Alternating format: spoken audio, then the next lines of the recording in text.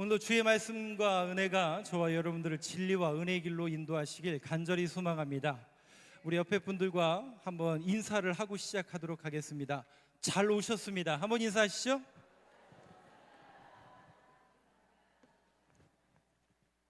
찬양 악보 어디 갔지 하나? 난감하죠. 저는 속이 탑니다. 지금 머리는 백지고 속은 타고 무슨 말을 해야 될지 입은 안 나오고.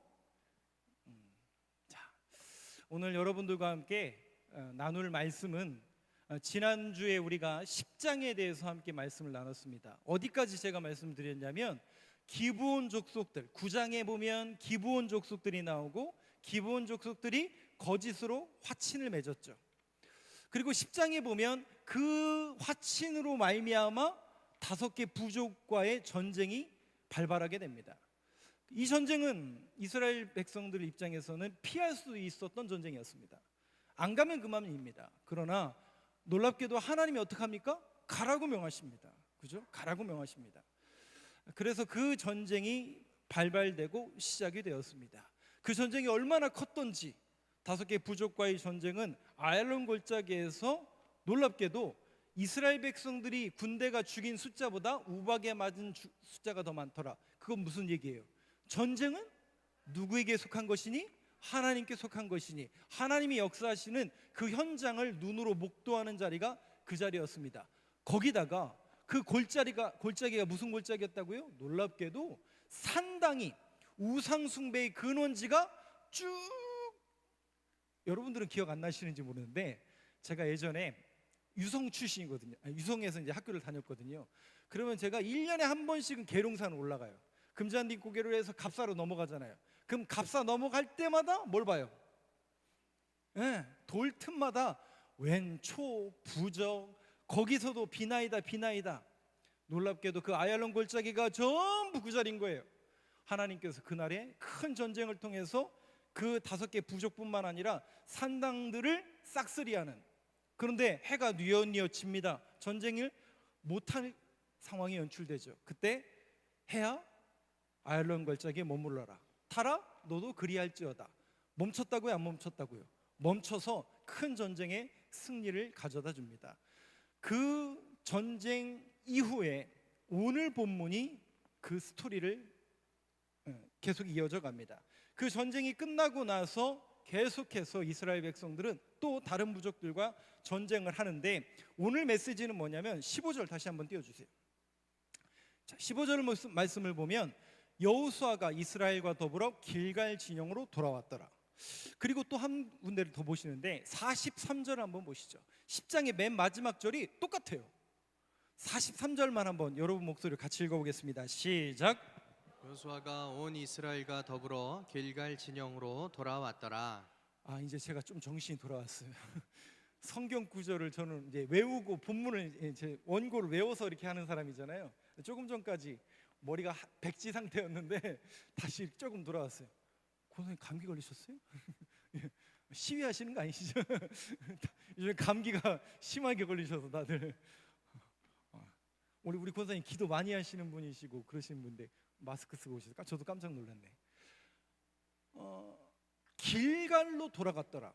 오늘 그래서 핵심 키워드는 뭐냐면 길갈이라는 곳입니다. 길갈이라는 곳이 그렇다면 우리에게 영적인 어떤 의미를 던져주고 있는가? 제가 4장과 5장에서 길갈에 대해서 잠시 언급을 했는데 그때는 깊게 제가 말씀을 못 드렸는데 오늘 이때 말씀을 드리려고 길갈의 영적인 의미에 대해서 오늘 이 시간 함께 나눠보도록 하겠습니다. 길갈의 영적인 의미, 그게 뭘까? 이들이 격렬한 전투가 벌어지고 난 다음에 항상 들리는 데가 어디예요? 계속 길갈로 갑니다. 길갈로 가고 길갈로 갑니다. 그렇다면 오늘날 이 길갈의 의미는 우리가 어떻게 해석해야 되는가? 여호수아서 4장부터 한번 보시죠. 20절부터 24절까지를 저하고 교독하겠습니다. 자, 이 길갈의 의미가 뭘까? 첫 번째, 여호수아가 요단에서 가져온 그 12돌을 길갈에 세우고 21절 여러분 목소리 같이 읽겠습니다. 시작.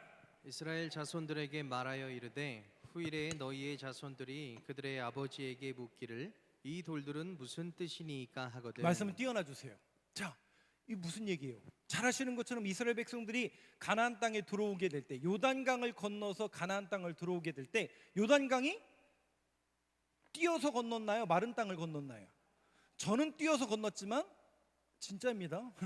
그들은 마른 땅을 건넜습니다. 마른 땅을 건너면서 이 마른 땅은 하나님의 역사하심이라는 것을 기념하기 위해서 돌들을 취해서 어디다 갖다 놓냐면 길갈에 갖다 놓습니다. 그 얘기예요. 22절 한번 보실까요? 너희는 너희의 자손들에게 알게 하여 이르기를 이스라엘이 마른 땅을 밟고 이 요단을 건넜음이라. 23절 여러분 목소리로 같이 읽어보겠습니다. 시작. 너희의 하나님 여호와께서 요단물을 너희 앞에서 마르게 하사 너희를 건너게 하신 것이 너희의 하나님 여호와께서 우리 앞에 홍해를 말리시고 우리를 건너게 하심과 같았나니. 24절 한번 보여주세요. 이는 땅의 모든 백성에게 여호와의 손이 강하신 것을 알게 하며 너희가 너희의 하나님 여호와를 항상 경외하게 하려 하심이라 하라. 자, 말씀 띄워놔 주세요. 이 이야기는 두 가지를 우리에게 암시합니다. 첫 번째, 하나님이 어떻게 이스라엘 백성들을 마른 땅을 건너가게 하셨는지에 대한 하나님의 역사를 너희들이 알게 하라. 그것을 기념하기 위한 기념비를 세우게 하죠. 그 도리예요. 그리고 하나님이 어떤 분이신지를 하나님 여호와를 항상 경외하게 하려 하심이라. 두 가지죠. 길갈이라는 곳에 기념비를 갖다 놓으면서 두 가지를 중요시 여깁니다. 하나님은 어떤 분이신가, 그리고 하나님이 어떤 일을 행하셨는가를 이 길갈의 기념비를 세우면서 이 길갈이라는 지역에 이것을 행합니다. 여러분, 이 두 가지가 뭘 의미할까요? 하나님은 어떤 분이신가, 하나님이 어떤 일을 행하셨는가. 잘 보세요. 사사기를 한번 보세요. 사사기 2장. 제가 방금 말씀드렸던 그 두 가지, 그게 어디 나오냐면 사사기 2장 10절에 나옵니다. 한번 여러분 목소리로 같이 읽어보겠습니다. 시작. 그 세대의 사람도 다 조상들에게로 돌아갔고 그 후에 일어난 다른 세대는 여호와를 알지 못하며 여호와께서 이스라엘을 위하여 행하신 일도 두 알지 가지죠. 못하였더라. 두 가지죠. 뭐예요? 여호와를 알지 못하고 여호와께서 행하신 일을 알지 못하더라. 두 가지죠. 하나님이 어떤 분인지 모르고 하나님이 어떤 일을 행했는지를 모르는 거예요. 이게 어떤 시대라고요? 사사시대. 사사시대. 그러니까 여러분 보세요. 하나님이 어떤 분인지를 모르고 하나님이 어떤 일을 행하셨는지를 전하지 않으면 무슨 세대가 나타난다고요? 다음 세대가 아니라 다른 세대가 나타나는 거예요. 그 다른 세대는 뭐 하는 사람? 하나님을 알지 못하고 하나님이 어떤 일을 행했는지를 모르는 세대. 그래서 길갈이라는 곳에 기념비를 세워서 하나님이 어떤 분이신지, 하나님이 어떻게 이 백성들을 역사했는지를 기념하기 위해서, 알게 하기 위해서, 그들의 정체성을 세우기 위해서 그 일을 행하신 거예요. 근데 이것은 비단 다음 세대를 향한 신앙 교육을 꼭 해야 되는구나, 여기에만 국한되는 내용이 아니라, 그렇다면 우리에게 그러면 어떤 의미가 있는가? 믿음의 다음 세대들에게는 신앙 교육을 똑바로 해야 되겠구나. 이거는 기본 정석이고, 그렇다면 이 메시지를 듣는 우리는 어떻다는 거예요? 이것은 비단 다음 세대만의 문제가 아니라 저와 여러분들에게도 동일한 문제죠.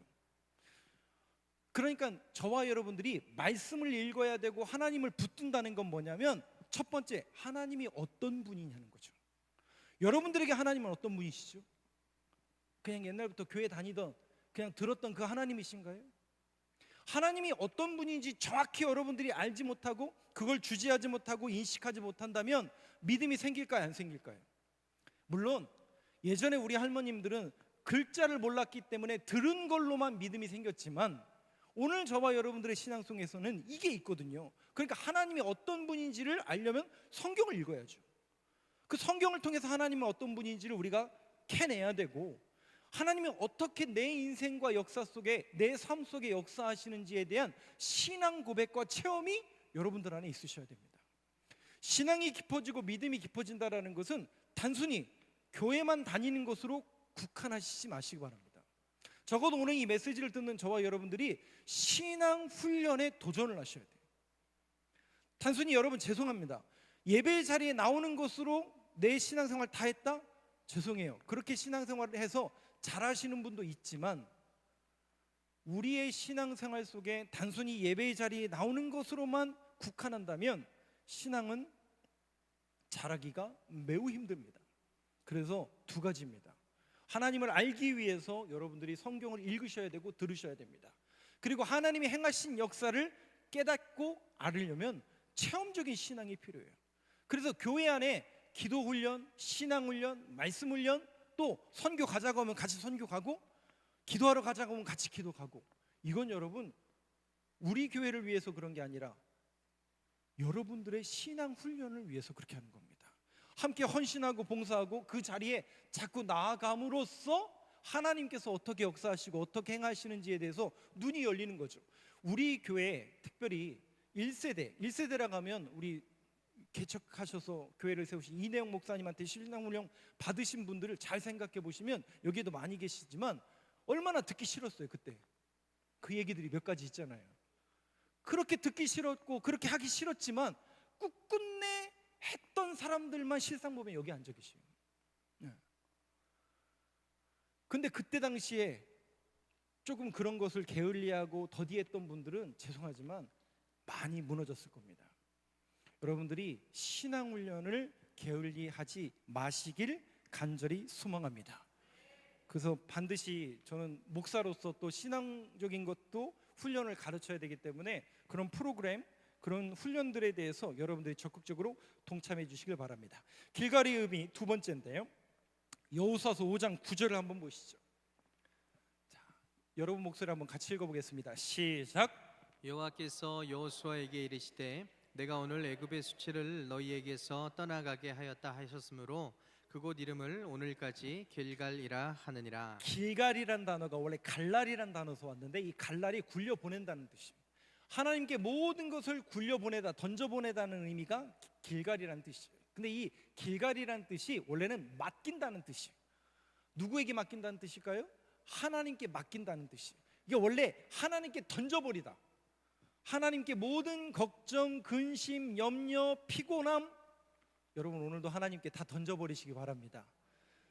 이스라엘 백성들은 하나님한테 던진다고 하지만 저와 여러분들은 예수 그리스도의 십자가 밑에 다 내려놓는 거죠. 수고하고 무거운 짐진 자들아 다 내게로 오라, 내가 너를 쉬게 하리라.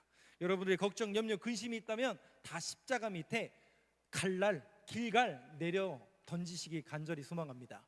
자, 그런 의미가 있는데 이 의미 속에는 애굽의 수치를 떨궈줬다, 애굽의 수치를 너희에게서 떠나가게 했다라는 이 내용이 담깁니다. 그런데 이 내용이 어떤 의미가 있고 뭘 얘기하고 있는 건가? 무슨 얘기냐면 이런 겁니다. 출애굽기 32장을 한번 보세요. 이 얘기가 나와요. 그 모세의 이야기 속에. 이제 이게 32장이 뭐냐면 모세가 하나님의 말씀을 받으러 올라갔다가 내려와요, 안 내려와요?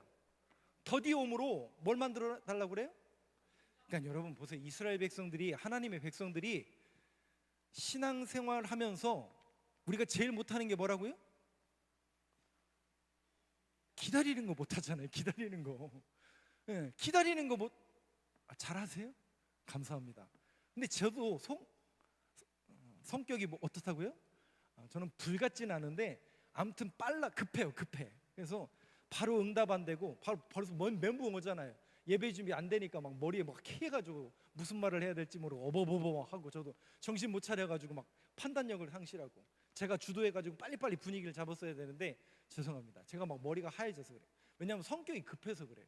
조금 너그럽고 인자하면 중심을 딱 잡고 이 상황 속에서 내가 어떻게 행동해야 될지에 대해서 딱딱딱 답이 나오는데 제가 좀 그렇습니다.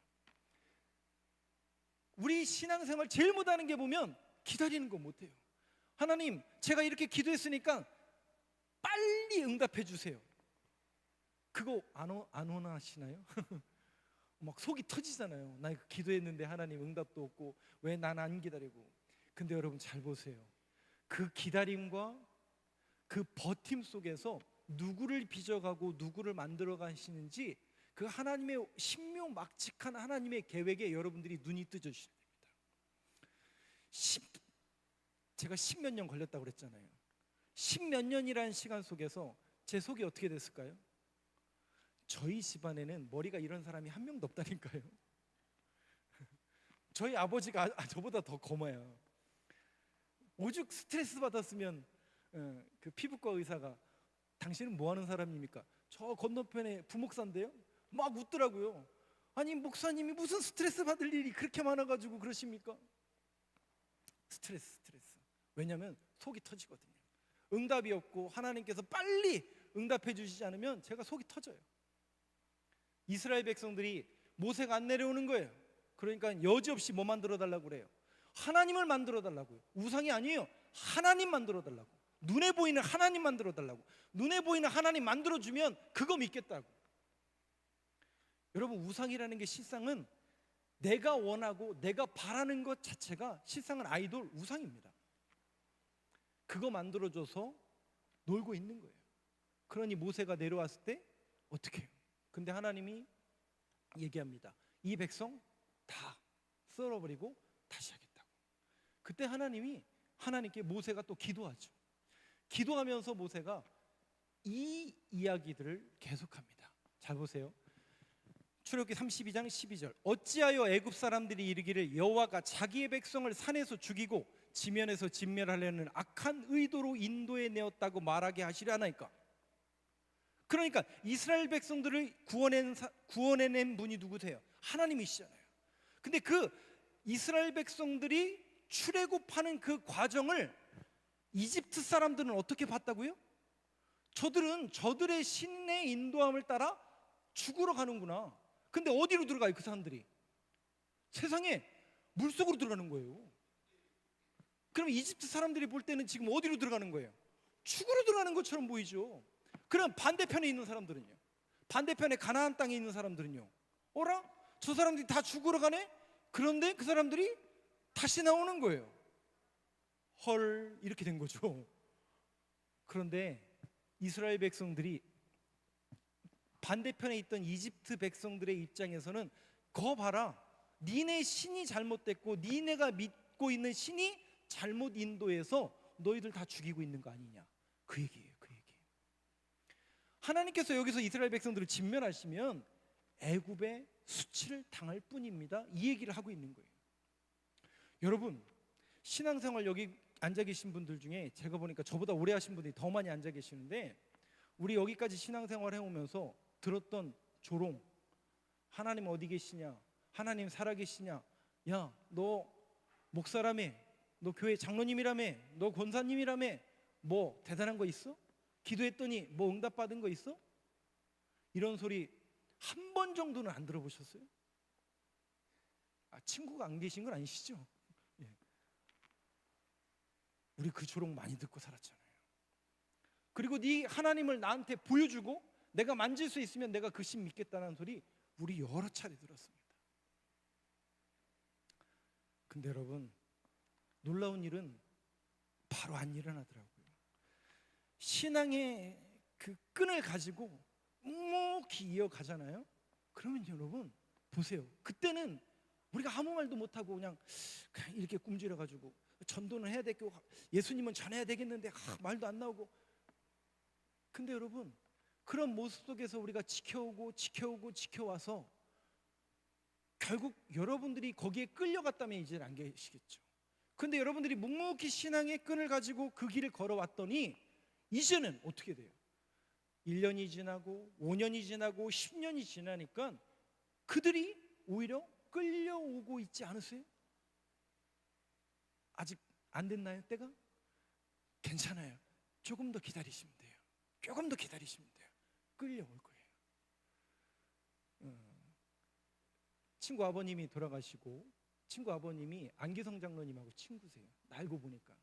친구 아버님이 돌아가신 지가 벌써 한 거의 10년 가까이 됐다고 하더라고요. 그 이후에 제 친구를 지지난주에 저 뒤에 앉으셨더라고요.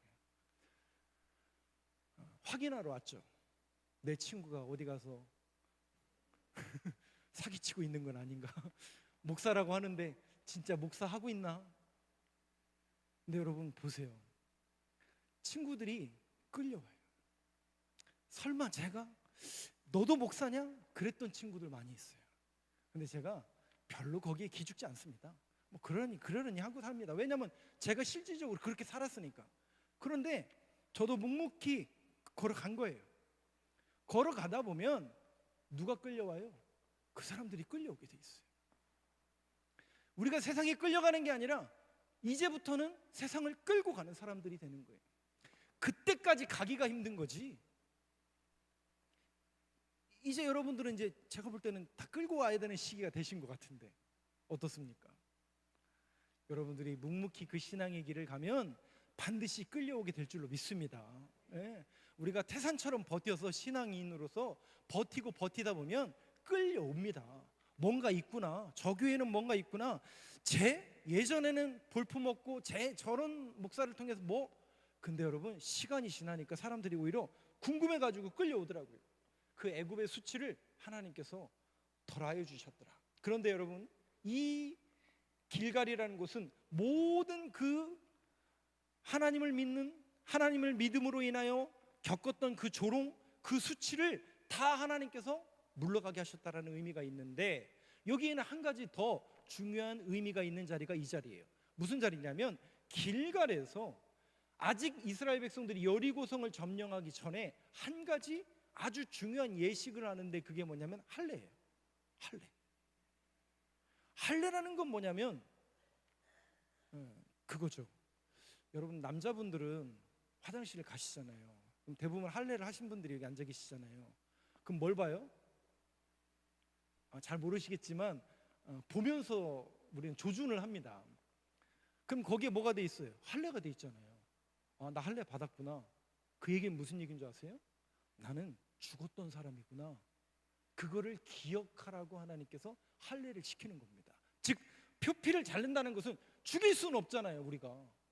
우리의 겉사람을 죽었다라는 하나의 예식과 예표로서 할례를 행하는 거예요. 우리의 겉사람은 죽지만 우리의 속사람이신 예수 그리스도로 인해서 우리가 다시 부활할 것을 믿는다라는, 우리의 겉사람은 죽었다라는 의미로서, 옛사람은 죽었다는 의미로서 할례를 행하게 한다고요. 골로새서를 한번 볼까요? 2장 11절. 골로새서 한번 보여주시죠. 한번 여러분 목소리를 같이 읽어보겠습니다. 시작. 또 그 안에서 너희가 손으로 하지 아니한 할례를 받았으니 곧 육의 몸을 벗는 것이요 그리스도의 할례니라. 네, 할례라는 것은 우리의 옛사람은 죽었다라는, 그리고 그리스도의 할례니라, 예수 그리스도의 죽음과 부활을 기념하고 기억하는 자리가 바로 길갈이라는 자리입니다. 그러니까 길갈이라는 자리의 의미는 예수 그리스도의 죽음, 예수 그리스도의 부활을 예표하고 그 예수 그리스도의 부활이 상징적으로 있는 자리. 그러면 여러분 예수님을 왜 보내셨는데요? 우리를 구원하기 위한 하나님의 사랑의 징표로서 그 자리. 즉 여러분 예배라는 것은 뭐가 있어야 예배가 형립이 되죠? 원래 우리 실상은 예배의 자리는 재물이 있어야 됩니다. 오늘 예배 드리러 오셨어요? 그냥 오신 거예요. 근데 양 왜 안 갖고 오셨어요? 양 한 마리씩 가난하셔서 무슨 말인지 이해를 못 하시나요? 예배가 성립이 되려면 재물이 있어야 돼요. 그죠? 근데 그 재물 안 갖고 오면 예배가 아닌 거죠. 그냥 온 거죠, 성전에. 근데 우리가 성전에 와서 예배를 드리려면 재물이 있어야 되는데, 구약 시대는 소나 양이나 새. 근데 신약 시대에 넘어오니까 그 재물이 알고 보니까 누가 죽어주신 거예요? 세상에 십자가에서 우리를 위해서 예수님이 대신 죽어주신 자리. 그러니까 여러분 결국 길갈이라는 그 의미 속에 예수 그리스도의 죽음과 부활이 담겨져 있다는 것은 그분의 공로와 그분이 제물되었던 자리를 기념하는 예배의 자리라는 거죠. 그러면 여러분 보세요. 이스라엘 백성들이 계속 전쟁을 치르고 피 터지게 전쟁 치르고 다시 길갈로 와요. 그리고 다시 나가서 전쟁 치르고 또 길갈로 와요. 그럼 길갈이라는 곳이 뭐 하는 자리일까요? 예배하는 자리죠. 그 예배를 통해서 뭘 얻는 거예요? 하나님 살아계시다. 하나님 우리와 함께 하신다. 하나님께서 우리의 편이 되어 주신다라는 소속과 정체성을 확인하는 자리가 길갈이고 예배의 자리인 것입니다. 사랑하는 성도 여러분, 오늘도 이 예배의 자리가 저와 여러분들의 소속, 또 저와 여러분들이 붙들어야 될 그 하나님, 그 하나님만을 경배하고 하나님의 자녀로서 저와 여러분들을 부르셨다라는 그 정체성을 확인하는 이 예배의 자리가 되길 간절히 소망합니다. 마지막으로 제가 여호수아서 강해를 계속하면서 두 가지 키워드를 드렸어요. 믿음과 순종이라고 말씀드렸습니다. 그 5개 부족과도 싸울 때도 이스라엘의 칼에 죽은 사람보다 우박에 죽은 사람이 더 많다라는 것은 하나님의 역사하심이에요. 그러니까 이스라엘 백성들은 믿음으로 순종하면 하나님께서 역사하신다는 것을 눈으로 경험하고 훈련하는 자리가 그 가나안 땅이에요. 그렇다면 오늘 이 메시지를 통해서 또 길갈의 이스라엘 백성들을 부르시면서 주님께서 그들에게 물으시는 그 질문은 뭘까? 딱 하나겠죠. 너는 네 힘으로 살래? 내 힘으로 살래? 제 얘기가 아니라 하나님이 이스라엘 백성들을 길갈에 불러 모으시고 물어보시는 거죠. 너는 네 힘으로 살래? 내 힘으로 살래? 오늘 이 예배 자리에 저와 여러분들을 부르셔서 하나님은 동일하게 질문하시죠. 너는 네 힘으로 살래? 내 힘으로 살래? 그럼 제가 목사인 제가 뭐라고 얘기해야 돼요? 네 힘으로 잘 사세요. 이렇게 설교하는 목사는 듣지 마시고요. 말이 안 되는 거죠. 그렇다면 우리가 다시 한번 붙들어야 될 것은 아하, 그렇구나. 오늘도 나는 내 힘으로 사는 게 아니라 하나님의 힘으로 살아야 되는 하나님의 자녀요, 하나님의 백성이라는 그 정체성과 그 소속감과 그 신앙 고백이 있어야 된다는 얘기 없었는 얘기예요.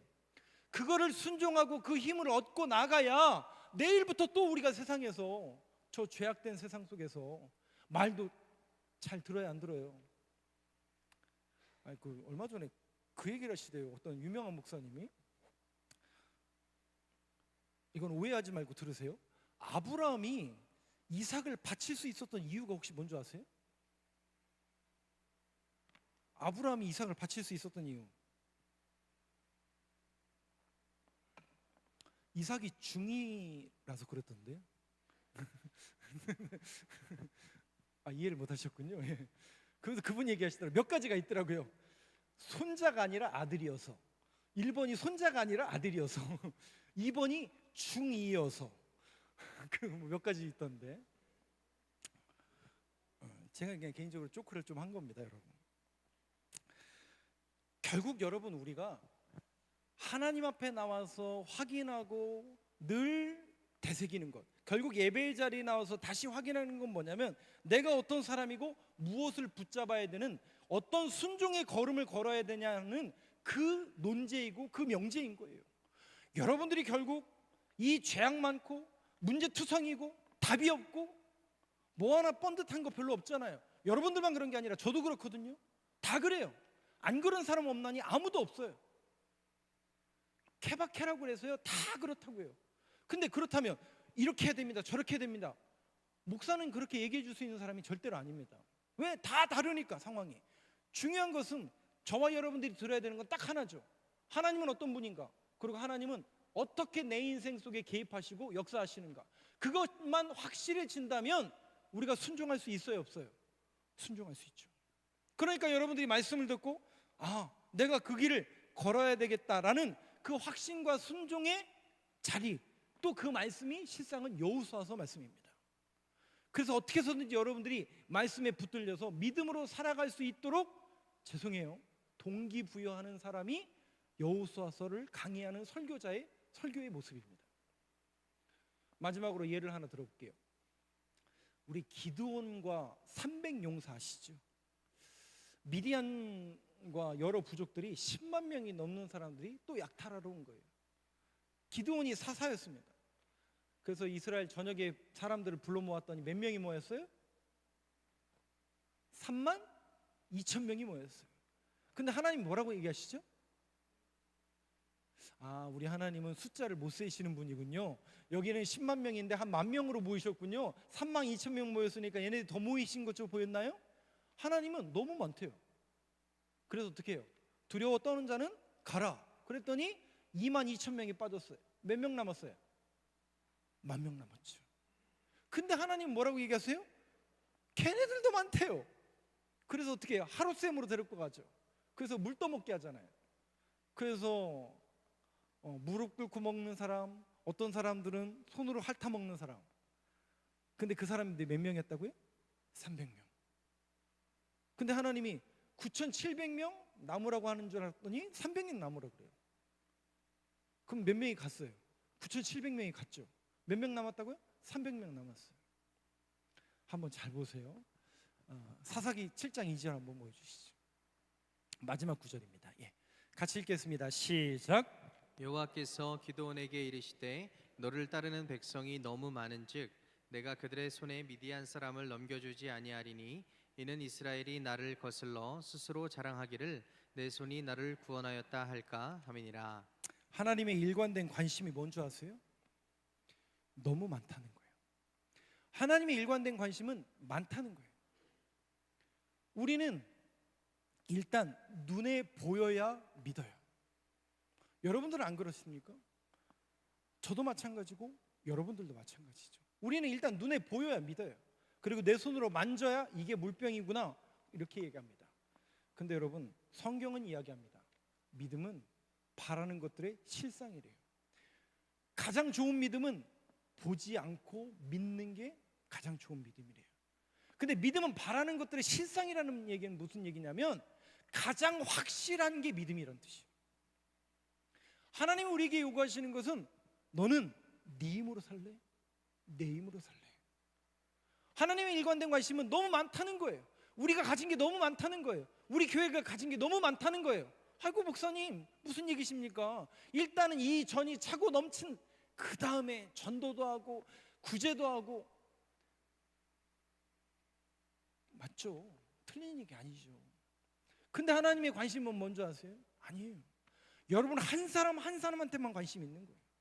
수천 수만 명이 모여도 하나님은 한 영혼 한 사람에만 관심이 있어요. 그리고 그 한 사람 한 사람이 변화되어서 하나님의 역사를 이루어가길 원하세요. 같이 하자고요? 많이 다 이룬 다음에 하자고요? 어느 세월에 하실 거예요? 그때 되면 죄송하지만 딴 거 하자고 할걸요? 그때 되면요 또 다른 문제가 또 생긴다니까요. 아니요, 지금부터 하셔야 돼요. 지금부터 여러분들이 변화되셔야 되고, 여러분 한 사람 한 사람이 너는 내 힘으로 살래? 하나님의 힘으로 살래?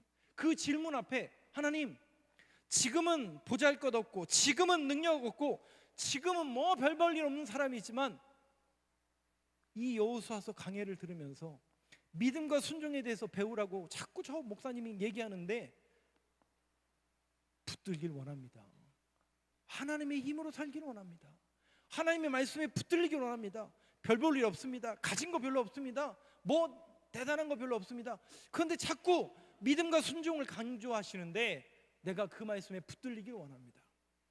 하나님이 요구하시는 건 그겁니다. 우리 교회가 커지는 거예요. 여러분들의 삶이 잘 되는 거예요. 그것도 원하시지만 정말 중요한 것은 한 사람 한 사람이 변하여 하나님의 제자가 되고 하나님의 일꾼이 되어서 여러분들의 인생을 통해서 하나님의 위대한 일을 써내려 가길 원하시는데, 제발 여러분들이 그 하나님의 마음을 알아주셨으면 좋겠고, 여러분들이 변화되어서, 여러분들이 제자 되어서, 여러분들이 이 말씀에 순종하여서 믿음의 길을 걷는 저와 여러분들 삶이 되어서 그런 사람들이 모여서 우리 교회 공동체를 이루고 그 사람들과 함께 우리 교회 공동체가 위대한 하나님의 역사를 이뤄내는 공동체가 되길 간절히 소망합니다.